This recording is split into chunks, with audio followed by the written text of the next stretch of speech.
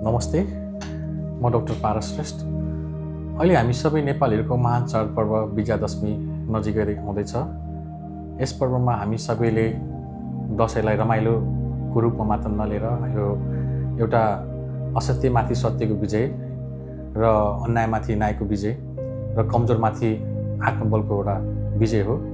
यस चाडपर्वमा हामीले हाम्रा नेपाली दाजुभाइले धुमधामको साथ मनाउँछौँ, जसमा हामीले आफ्नो परिवारजनसँग बस्ने, समय बिताउने र ठुला बडासँग आशीर्वाद लिने र हाम्रो दसैँलाई एउटा परम्परालाई जोगाइराख्ने एउटा संस्कृति पनि हो।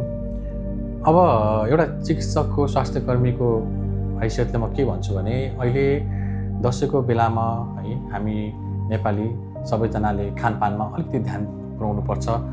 त्यसमध्ये पनि हामी केही वर्गका बिरामी छौँ जो उक्त रक्तचाप भए, सुगरका बिरामी भए, होइन दीर्घकालीन रोगीहरू छन्, मुटुका भए, मृगौलाका भए, या कोही डायलिसिस, नियमित डायलिसिस गराउने बिरामी भए, उहाँहरूको लागि अलिकति खानामा ध्यान पुर्याउनुपर्छ र खानपानमा पनि अब हामीले के खाने के नखाने भन्ने कुरा थाहा पाउनुपर्छ। अहिले तपाईँ निरोगी हुनुहुन्छ, तपाईँलाई कुनै किसिमको रोगहरू छैन भने तपाईँले खाना त मिल्यो, तर पनि अब भोलिको दिनमा त्यो खानेकुराले गर्दाखेरि तपाईँको स्वास्थ्यमा केही पनि असर हुनसक्छ। त्यस कारणले अब हामीले धेरै तेल भएको कुराहरू है, मासुहरू मसला धेरै भएको है, रातो मासु प्रायः जस्तो हामीले ख्याल गर्ने हो र मदिरा सेवन पनि हामीले अलिकति संयमता अपनाउनुपर्छ है। किनभने अब हामीले स्वास्थ्य हाम्रो कलेजोको समस्या छ कि छैन, हामीलाई कुनै प्रेसरको समस्या छ कि छैन, हामीलाई सुगर कतिको छ भनेर हामीले ध्यान दिनुपर्छ र कुनै पनि अब दीर्घकालीन रोगीहरू हुनुहुन्छ र जसले नियमित औषधि खाइराख्नु छ भने आफ्नो औषधि समयमा खानुहोस् र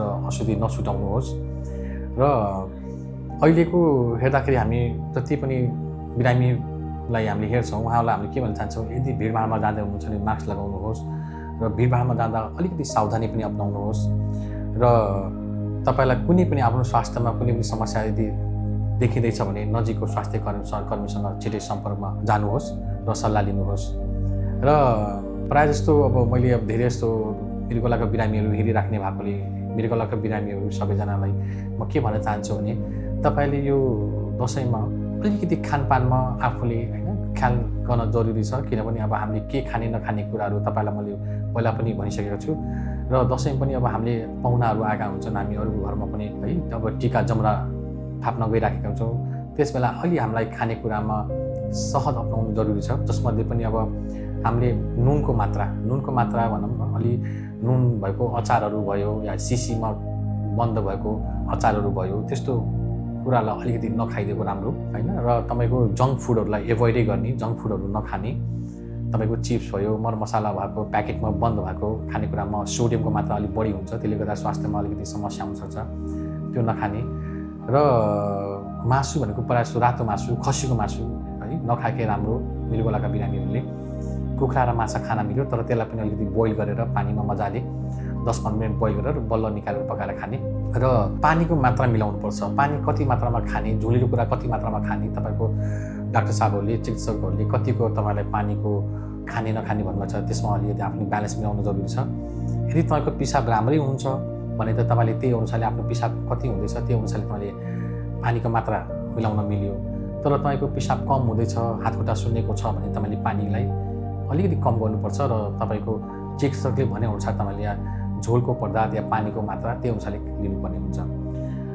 र डायलिसिस गराउने बिरामीहरूले आफ्नो डायलिसिस छुटाउनु हुँदैन है। दसैँको बेला हुन्छन्, स्वास्थ्य कर्मीहरू पनि बिदामा हुन्छन्, डक्टरहरू पनि बिदामा हुन्छन्, जसले गर्दा पनि तपाईँहरूले यदि डायलिसिस छुटाउनु भयो भने तपाईँलाई बेला बखत भनौँ कुनै बेला पनि अचानक सास फेर्न गाह्रो हुन सक्ने होइन, समस्याहरू आउन सक्ने, छाती दुख्ने हुनसक्छ। त्यस कारण तपाईँले नियमित डायलिसिस गराउने बिरामीले डायलिसिसलाई नियमित रूपमा गराइराख्नु पर्यो। र त्यसबाहेक पनि तपाईँको भ्याक्सिनको कुरा हुन्छ। यदि तपाईँहरूले दीर्घकालीन रोगी हुनुहुन्छ भने तपाईँले भ्याक्सिनहरूलाई एकदम ख्याल गर्नुपर्छ, जस्तो निमोनियाको भ्याक्सिन भयो, फ्लूको भ्याक्सिनहरू, यो लगाउन जरुरी छ। भ्याक्सिनहरूलाई लगायो भने भोलिको दिनमा तपाईँको शरीरमा रोगसँग लड्ने क्षमता, इम्युनिटी पावर कम हुन्छ, जसले गर्दाखेरि तपाईँलाई विभिन्न किसिमको रोगहरू लाग्न सक्छ। त्यस कारणले तपाईँले भ्याक्सिन लगाएर भोलिको दिनमा आउने दुर्घटनालाई पनि समयमै बेलामै बचाउन सकिन्छ।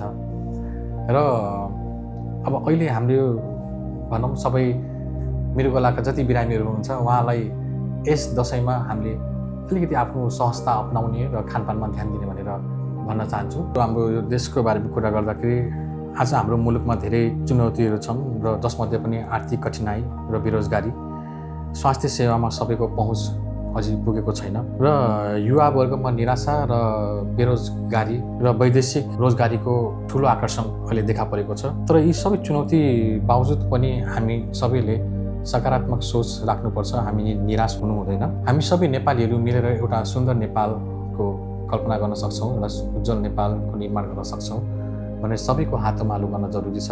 हामी सबै मिल्यो भने हामी एउटा सुन्दर नेपाल बनाउन सक्छौँ र हामीले आफ्नो ठाउँबाट योगदान दिन जरुरी छ। हामी जुन पनि ठाउँमा या जुन पनि पेसामा छौँ, हामीले आफ्नो ठाउँबाट यो देशलाई योगदान दिन जरुरी छ। यही सन्दर्भ साथ अब त्यसैको बेला यो एउटा एकताको सन्देश हो दसैँ भनेको र यसलाई हामीले आत्मसात लिएर हामीले भोलिको दिनमा केही हामीले आफ्नो तर्फबाट दिने योगदानहरू र आफ्नो तर्फबाट दिने सेवाहरूमा हामीले लगातार दिनुपर्छ भन्दै 2-4 शब्द टुङ्गाउँछु र आउँदो विजयादशमीको उपलक्ष्यमा हामी सबै नेपाली दाजुभाइलाई हार्दिक मङ्गलमय शुभकामना व्यक्त गर्न चाहन्छु। धन्यवाद, नमस्कार।